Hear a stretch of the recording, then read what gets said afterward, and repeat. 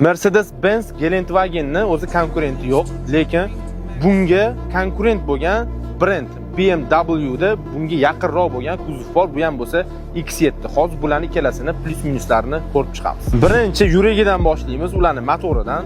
Buni motorida 700 ta ot kuchi bor, buni esa 530 ta ot kuchi bor. Komfort va yumshoqlik bo'yicha albatta BMW G2 bilasizlar qanaqa jo'skiligini.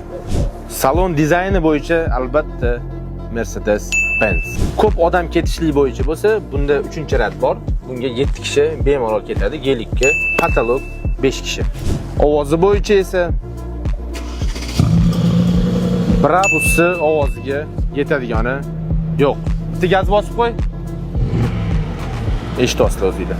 Video bo'yicha esa o'zingizlar bilasizlar, albatta Geländewagen. Men hozir bu yerda ikkalasini ham yonini olmadim. Bor, o'zimni fikrim bo'yicha tanladim. Agar sizlarning ham qanaqadir fikringiz bo'lsa, kommentariyaga yozib qoldiringlar. Plus minuslarini biladiganinglar bo'lsa yozinglar. Albatta like bilan repost esingizdan chiqmasin.